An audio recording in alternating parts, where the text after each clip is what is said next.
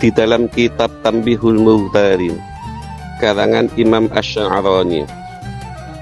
Di situ diceritakan ada seorang yang alim, ada orang yang terkenal pada saat itu, namanya Syekh Samsuddin Ad-Dimyati.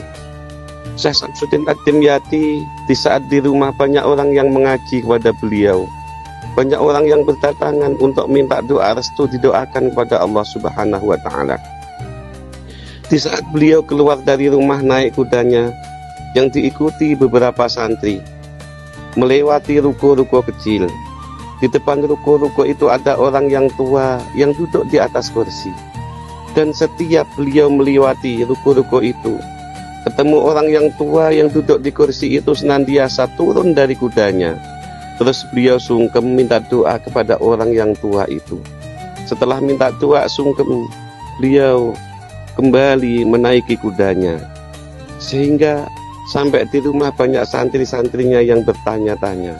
Menjadi perbincangan di kalangan santri. Siapa ya dia itu? Guru kita, orang yang sudah terkenal, orang yang sudah alim, banyak yang mengaji kepada beliau. Kok masih mau menghormati kepada orang yang tua yang ada di depan ruko-ruko itu? Karena menjadi perbincangan di kalangan santri, maka Syekh Samsuddin Ad-Dimyati dalam benaknya juga mengerti.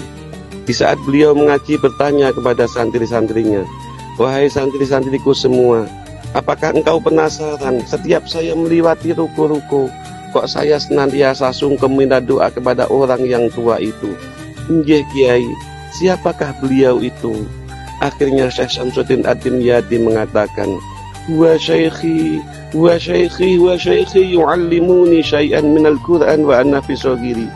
Beliau menjawab dengan terbata-bata bahwa beliau itu adalah guruku, beliau adalah guruku yang mengajarkanku sebagian Al-Quran di saat saya masih kecil. Syekh Samsuddin Ad-Dimyati orang yang alim, orang yang terkenal pada saat itu.